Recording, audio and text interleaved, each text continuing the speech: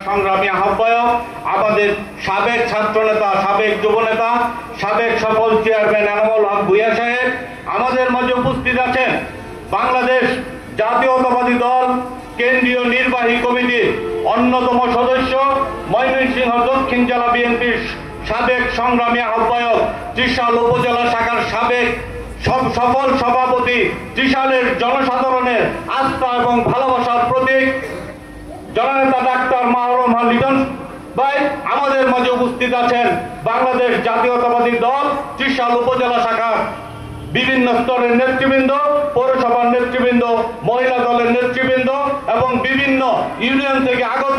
ইউনিয়নের আহ্বায়ক, যুগ্ম আহ্বায়ক এবং তৃণমূলের নেতৃবৃন্দ এবং আমার সকল অঙ্গ সংগঠনের নেতৃবৃন্দ সকলকেই বাংলাদেশ জাতীয়তাবাদী যুবদল ত্রিশাল উপজেলা শাখার পক্ষ থেকে জানাই রক্তিম শুভেচ্ছা অভিনন্দন।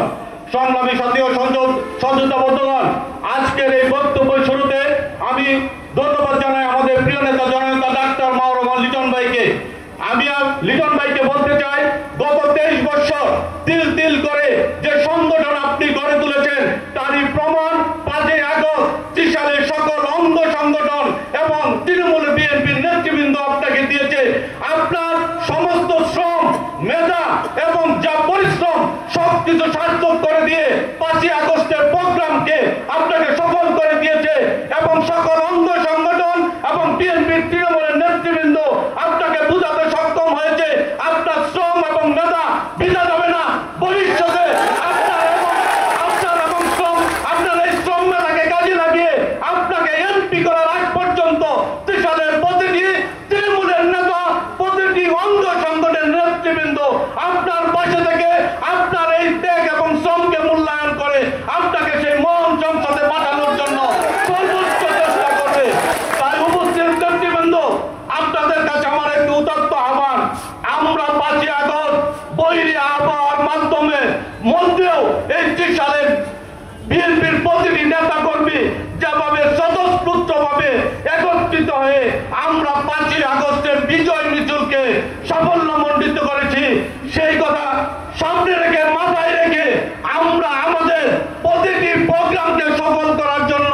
এবং আমাদের নেতা ত্রিশালের বিএনপির আস্থাভাজন এবং আস্থার প্রতীক জননেতা ডাক্তার মাহরুম লিটন ভাই যে নির্দেশ দিবে, যে কর্মসূচির ডাক দিবে, আমরা অঙ্গ সংগঠন প্রতিটি তৃণমূলের নেতা করবে সেই প্রোগ্রামকে সফল করার জন্য নিজেদের সর্বোচ্চ ত্যাগ দিয়ে চেষ্টা করব। আজকের এই প্রস্তুতি সভায়, এই ধন্যবাদ সভায় আসুন আমরা সকলেই অদা করি যতক্ষণ পর্যন্ত জননেতা ডাক্তার মাহরুম লিটন ভাইকে এমপি করতে না পারবো ততক্ষণ পর্যন্ত আমরা প্রতিটা লোক ত্রিশালের প্রতিটা ঘরে ঘরে গিয়ে জননেতা ডাক্তার মাহরুম লিটন ভাইয়ের জন্য কাজ করব এবং সামনে নির্বাচনের সময়, নির্বাচনের দিন পর্যন্ত কেন্দ্র থেকে নির্বাচনের রেজাল্ট নিয়ে জননেতা ডাক্তার মাহরুম লিটন ভাইকে এমপি করে মহান সংসদে পাঠিয়ে তারপর আমরা যার যার ঘরে ফিরে যাব। এই উদাত্ত আহ্বান থেকে অঙ্গ সংগঠনের পক্ষ থেকে উপস্থিত বিএনপির নেতৃবৃন্দ, আমাদের তারা বিএনপির নেতৃবৃন্দ, আমাদের অঙ্গ সংগঠনের আস্থা এবং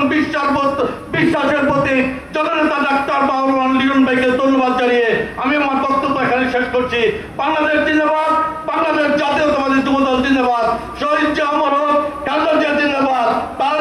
তারেক রহমান জিন্দাবাদ। সকলকে ধন্যবাদ। আসসালামু আলাইকুম।